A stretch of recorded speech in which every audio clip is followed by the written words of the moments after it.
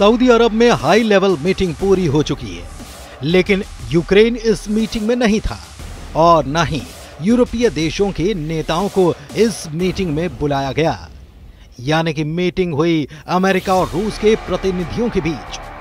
पहले खबर थी कि मीटिंग में पुतिन भी होंगे, ट्रंप भी होंगे, यूक्रेन के राष्ट्रपति वोलोदिमीर ज़ेलेंस्की भी होंगे, लेकिन तस्वीर तो कुछ अलग ही नजर आई। हाई लेवल मीटिंग का मकसद रूस और यूक्रेन के बीच चल रहे युद्ध को समाप्त कराना था, लेकिन फिर भी इस मीटिंग में यूक्रेन ही शामिल नहीं था। तो फिर इस मीटिंग में कौन कौन आया? मीटिंग में अमेरिका की तरफ से विदेश मंत्री मार्को रूबियो शामिल हुए। अमेरिका के ही एनएसए माइकल वॉट्स इसमें शामिल रहे, जबकि रूस की तरफ से विदेश मंत्री सर्गेई लावरोव और पुतिन के विदेश नीति सलाहकार यूरी उशाकोव इसमें मौजूद रहे। मीटिंग में वॉशिंगटन से विशेष दूत विटकॉफ भी शामिल हुए, जो कि यूक्रेन और रूस दोनों के लिए चर्चा कर रहे थे। लेकिन सवाल ये कि यूक्रेन ही इस बैठक में शामिल क्यों नहीं है? क्या यूक्रेन की तरफ से बैठक के लिए किसी को भेजा ही नहीं गया? तो जवाब है नहीं, यूक्रेन को दरअसल बैठक में बुलाया ही नहीं गया।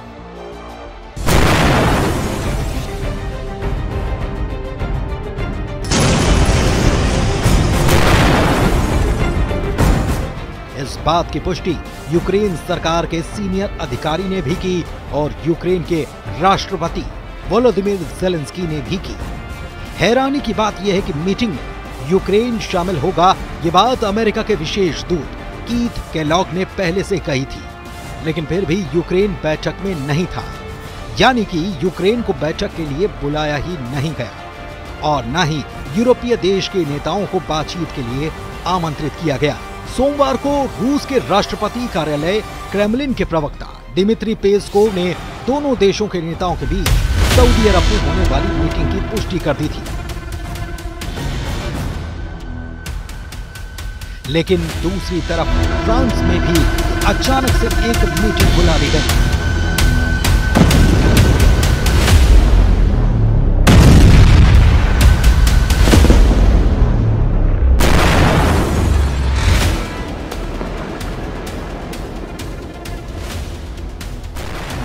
ये शिखर सम्मेलन फ्रांस के राष्ट्रपति इमैनुअल मैक्रों की तरफ से बुलाया गया।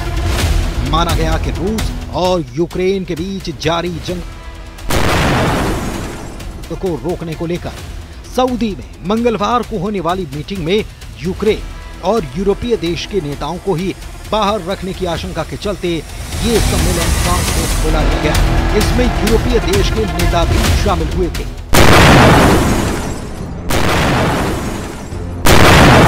सबसे अहम बात ये कि सम्मेलन में फ्रांस ने वही बात दोहराई जो यूक्रेन के राष्ट्रपति ज़ेलेंस्की करते नजर आए। ज़ेलेंस्की कह चुके हैं कि यूक्रेन की सुरक्षा पर बात किए बगैर कुछ भी हल निकलना संभव नहीं। वो नाटो में शामिल होने की बात करते हैं और वो इसे सबसे सस्ता और महफूज विकल्प मानते हैं। कहते हैं कि ऐसा करने से ही यूक्रेन सुरक्षित हो पाएगा। और कुछ यही बात फ्रांस के राष्ट्रपति इमैनुअल मैक्रों ने भी कही। मैक्रों ने न केवल शिखर सम्मेलन बुलाया, बल्कि यूरोपीय देशों को इसमें शामिल किया और दूसरी तरफ ट्रंप और पुतिन से भी फोन पर बात कर रहे। मैक्रों कहते हैं कि हम स्थायी शांति चाहते हैं और इसे हासिल करने के लिए रूस को अपनी आक्रामकता समाप्त करनी होगी।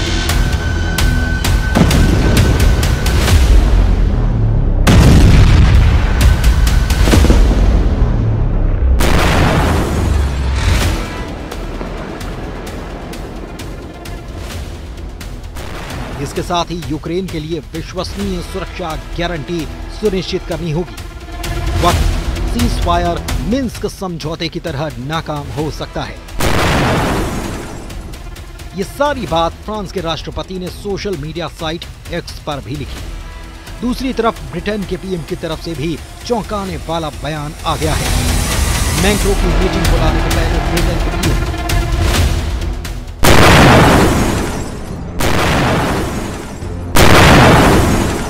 स्टारमर ने साफ कर दिया कि वो जंग के बीच यूक्रेन में सेना भेजने के लिए तैयार हैं और वो ये काम शांति समझौते के तहत यूक्रेन को सुरक्षा की गारंटी मिल पाए, इसके लिए करेंगे। उन्होंने ये भी कहा कि ये वो बात हल्के में नहीं कर रहे, बल्कि इसकी गंभीरता को समझते हैं। उन्हें अच्छी तरह से पता है कि इसमें ब्रिटिश सैनिकों को खतरा भी है।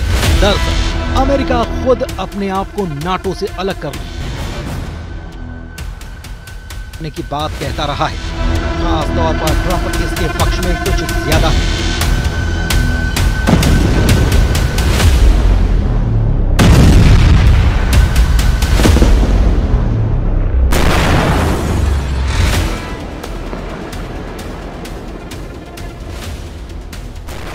हो सकता है कि ट्रंप नाटो से बाहर ना भी जाएं, लेकिन वो बार बार ये बयान देकर नाटो की अमेरिका पर निर्भरता को शायद कम करना चाहते हैं।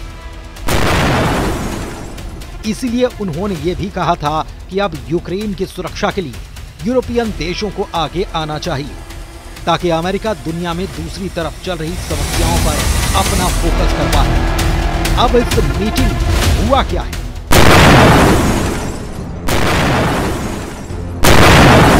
ये जानते हैं। तो सऊदी अरब में हुई मीटिंग में रूस की तरफ से कह दिया गया कि सिर्फ ये कहना काफी नहीं कि हम यूक्रेन को नाटो में शामिल नहीं करेंगे, क्योंकि साल 2008 में बुखारेस्ट में जो प्रतिज्ञा ली गई उसमें साफ कहा गया कि जॉर्जिया और यूक्रेन आखिरकार नाटो के सदस्य बनाए जाएंगे। इसके लिए साल 2008 में तय किया गया था, उसे रद्द करना या उससे इनकार अब करना होगा। पुतिन के विदेश नीति सलाहकार यूरी उशाकोव का कहना है कि सऊदी अरब में रूस और अमेरिका के बीच 4.5 घंटे की वार्ता समाप्त हो चुकी है और ये वार्ता सफल रही है। मीटिंग में भाग लेने वाले उशाकोव ने कहा कि दोनों पक्षों ने पुतिन और ट्रंप के बीच बैठक की शर्तों पर चर्चा की। उन्होंने कहा कि दोनों के बीच आगे होने वाली बैठक के लिए कोई तारीख निर्धारित नहीं की गई है। अहम बात यह भी कि जब अमेरिका रूस वार्ता यूक्रेन के बिना सऊदी अरब में हो रही थी, उसी दौरान यूक्रेन के राष्ट्रपति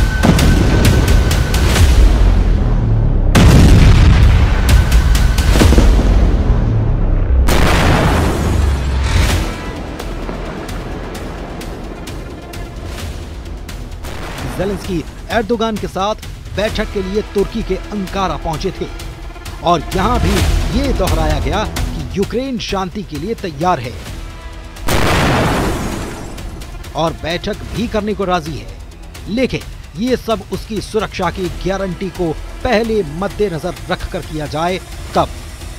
ज़ेलेंस्की का ये भी कहना है कि हम उम्मीद करते हैं कि ये सुरक्षा गारंटी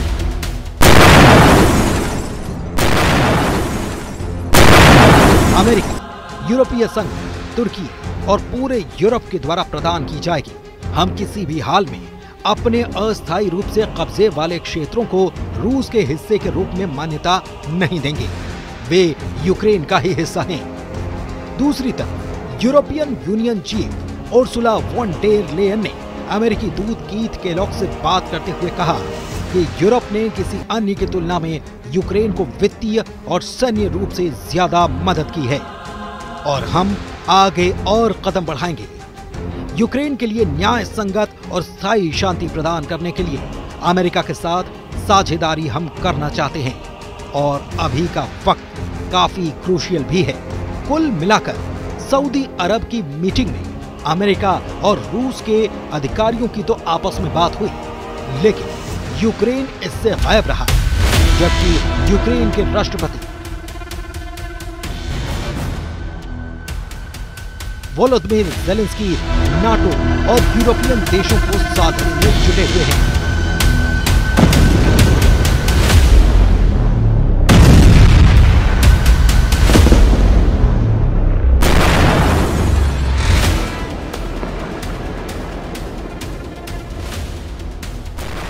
और उनकी लगातार हो रही यात्राएं इसी बात का सबूत है। ऐसे में ट्रंप क्या नाटो को साधने की कोशिश करेंगे या फिर उनके सामने एक नई आफत आन खड़ी हुई है, इस पर नजर बनी हुई है।